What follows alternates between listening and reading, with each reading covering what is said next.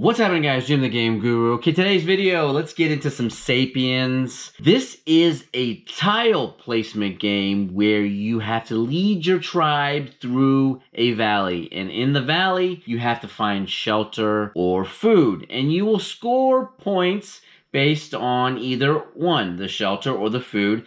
And then the person that has the most points for the less of either shelter or the food will end up winning the game. The artwork is okay on it. I feel like this game is kind of a very good middle of the road kind of game. I don't think it's worth the $40 they have it on retail for. It is good on the sale price that it is now. And right now it's on Amazon for about $20. And I think that's actually a pretty good spot regular price for this game. So let's take a look at the game. Let's go ahead and do a quick overview of the game and look at its components. If you guys are new here, please consider subscribing or following. All right, let's take a look here and see what we have on the table for Sapiens. All right, so in the middle, we have this score tracker. Now, this is a score tracker for everyone's scoring token, and it goes from 1 all the way up to 40.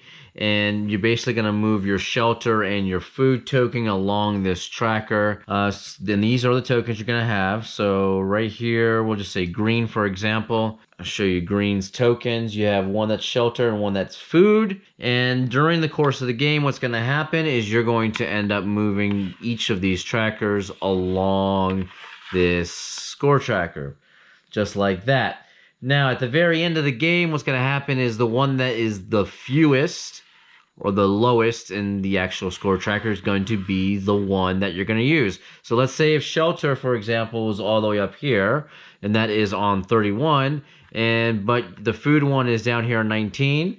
Well, guess what happens? For green, this goes bye-bye, and then your actual victory points for at the end of the game are only 19. So whichever one's the least is the one that gets counted. So in this game, you're going to want to focus on getting both shelter and food points as much as you can. Therefore, you can maximize your victory points. On the left-hand side over here, we have each of the tokens for the shelter and the food for each of the players. This right here is the first person player token. These right over here are little tokens for kind of hunting. In this game, you can actually have an ability that you go and you hunt, and when you're laying down your tiles and you're matching tiles, one of the abilities is to be able to hunt and get meat. Up here at the very top, we have the common pool area of tiles that people can actually grab from during their turn to refill their personal pool. And over here, this would be my personal pool for this particular player. This here is a bearer token. You can see right there the bearer token. This is another ability that you can actually use in the game to put one of these tokens on somebody else's valley. So then when you end up putting a token on their valley, then that particular spot, they won't be able to actually put a tile down unless they actually get rid of the bear token. Over here, we have additional piles for these tiles that you're going to actually use to refill the common pool. So in this game, common pool will refill your personal pool, and then these supply piles here will end up refilling the common pool. Let's go through some of these tiles. I want to show you some of the kind of the artwork. A lot of these are very top down, and you'll see what I'm talking about as soon as I show you. Let me go ahead, and it's kind of hard to... All right, so you can see top down on this one is you have a mammoth here with some skeleton remains there.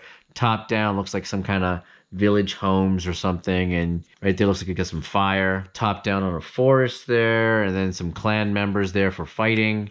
There, I can't remember what this actual stone thing is, but top down on that, and then forest. So a lot of the artwork is very, it's good, but it's kind of standard mediocre in a way. You're not gonna get too detailed. It fits the theme well of the game though. It's not very, very detailed. A lot of the stuff is top down. Even the scoring trackers I showed you earlier was top down. Let's take a look at this. This is the valley. This is the valley board that each player will get.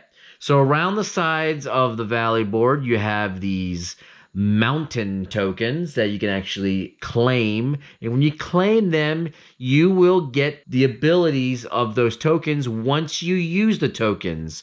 So basically what you can do is you can stockpile the tokens, and then whenever you want, you can use one of the tokens on one of your turns for the abilities. So you can see here we have one with like kind of like a house symbol icon on it, one like a little forest. We got water, we have this fire for fighting, the bones one down there, and then this one over here for hunting. And I will get into each one of those and what they mean from the manual. And in the middle you can see there are points in each one of these little squares. These points are your food points. So whenever you match tiles, as you're putting tiles down, whenever you match them on there, you'll actually gain the value of that's in that square as food points on the tracker. Why am I holding this with two hands? Well, I have a good reason why I'm holding it, because every valley that you get for each player is actually two parts. So it's kind of like a puzzle where it's got these two intersecting parts here, and you'll just put them down and snap them together, and that makes your whole entire valley board just like that. Okay, so every player gets that. You can actually play this game with up to 4 players. Let's take a look at the manual really fast. The manual is very, very, very thin because the game is very simplistic. Because in this game, your main action is to lay down a tile, and then you just refill the pools and take any bonus actions that you may be able to use at that given time. So the manual goes over the components here. You have the game set up really quick there. Then it goes to the start of the game, the overflow, how do you put a tile into play. For the most part, you look at this manual and you say, man, this manual should be really, really easy to read. It took me a little while of reading in this game only because of the verbiage they're using in their instructions was very kind of odd. So I had to read each one of these sections multiple times because it just wasn't sinking in my head. So then they go over abandoning the tribe, refilling the pools, and then the end of game. And there's special rules for 2 players as well. Now, on the very back of the manual, they go into the different powers that you can get from the mountain tokens or by matching tiles that you put on your valley board. So the one with the bone is feast, and what that does is it allows you to lay down 1 additional tile. So after you lay 1 tile, if you match 2 bones, you could actually go ahead and lay down another tile if you want. Then there's the picking, which gives you +1 food points. Then you have ritual. Ritual is the one with the stone. Okay, I couldn't think of what the stone one was. And then they kind of tell you right here how these tiles look as far as each one of these powers. Then there's fighting, which is the fist. That one you can actually steal food points from other players when they put down tiles. And what you're going to do is whenever you do fighting, you're going to end up putting one of these tokens that you have. You will end up putting one of these onto a tile on a different player's area. So I could go ahead and put this on somebody else's personal pool on one of their tiles, and then when they end up putting it on the board, I can actually steal 1 food point from them. Then there is, so which one was that? That was the fighting one, right? Yeah. Okay, so then there's the water, which is you can swap tiles. Then you have this camp, which gives you +3 shelter points. You have the hunt, which is the mammoth one. That gives you these tokens right here of these delicious like slabs of meat. Then you have this fire one, which is the yellow right there.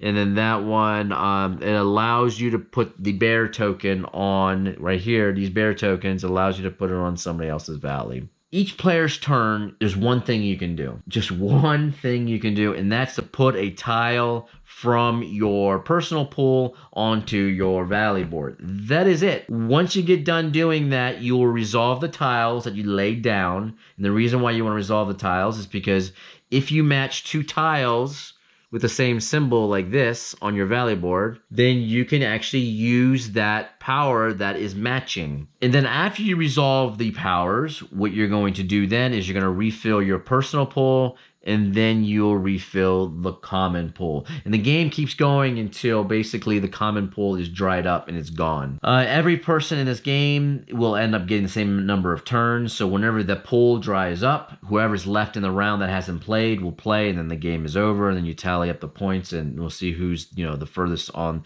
the score tracker for their weaker of their 2 tokens. So let's go ahead really quick and go into how you initially put your first tile on the board. So what you're going to do is you're going to have these mountain tokens that you put on your valley around, and you're going to select one that you can actually put a tile on. And in this particular case, this one right here with this shelter, I am going to put that right here because this mountain tile matches that. Once you take this token, you're gonna put your starting tile there. The reason why I put this one here is because I need something that matches with the water, because the water is hanging out, because this was matching the mountain token and now the water is hanging out. Every time you lay down tiles later on your future turns, you need to keep in mind of what's available in your valley.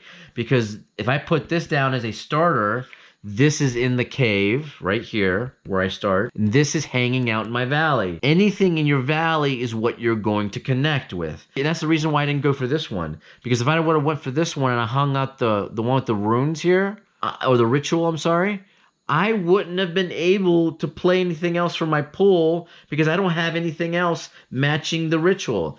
The reason why I put this, I'm starting off with this one, is because I have another tile that I know of in my pool that matches with water later on. So you got to keep that in mind.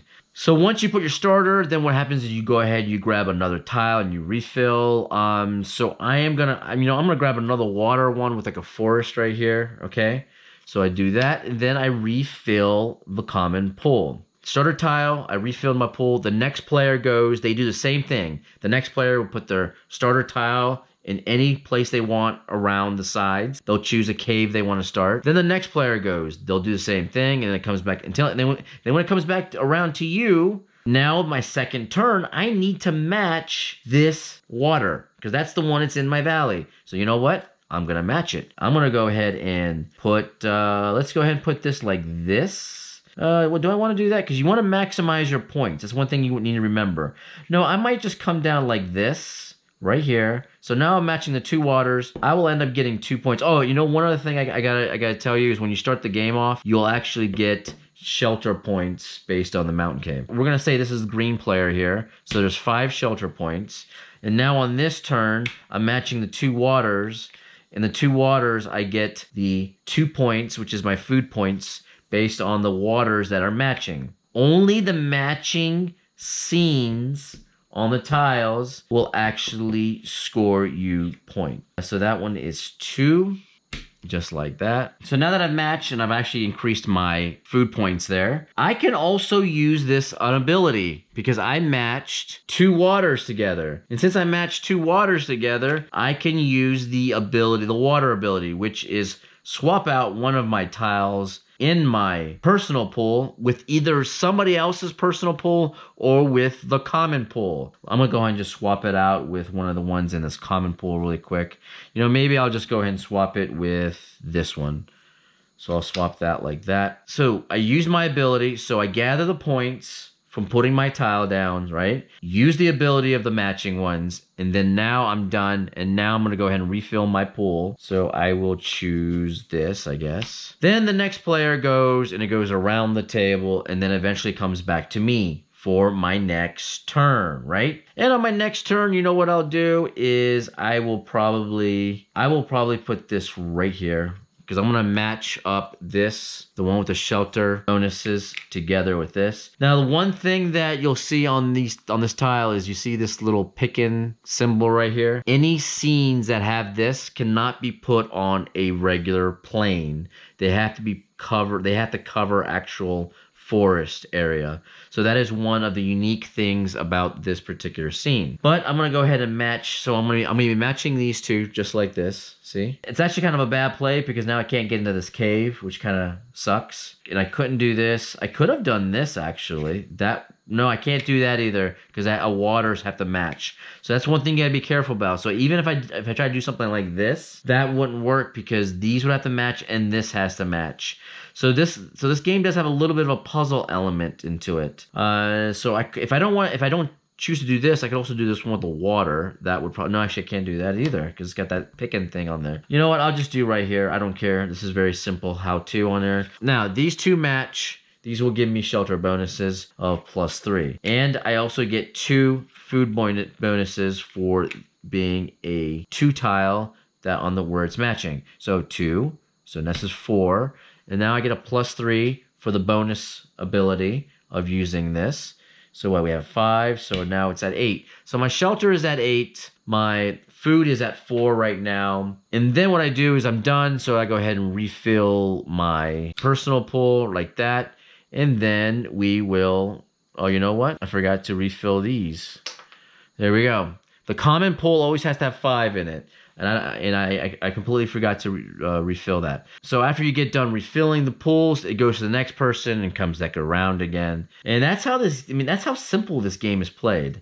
So I'm going to do this one. I'm going to do one more. So I'm going to match these 2 waters right here. Just like that. Okay, so the matching food one is 4. So that goes up to 8 now. So I have my shelter and my food to 8.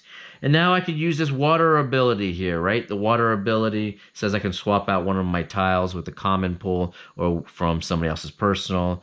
Do I want to swap? I don't know if I want to swap. Well, maybe I'll swap this one. Whatever, I'll swap it for this or something. So then my turn is done, and I'm going to go ahead and refill from the common because I only have 3 there, so I get to do that. And then now the common gets refilled from the supply stacks. Then it goes to the next player, and then it comes back around, and then there you go. You keep going, you keep going, you keep going. So what happens if you get to a point where the tiles you have and the spaces you have, there's no match for the tiles in your personal pool? There is something called abandoning the tribe.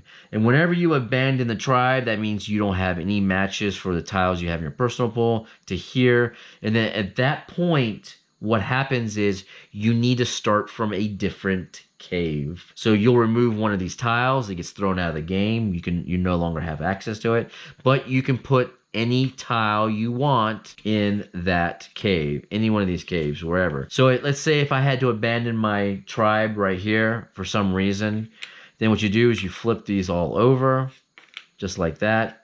Those are flipped over. Those still occupy the valley, but they flip over so that you can't match them with any other tribe tiles that you're coming from a different cave. And then you try to fill up the other part of your valley from one of these other caves until you get to the end of the game.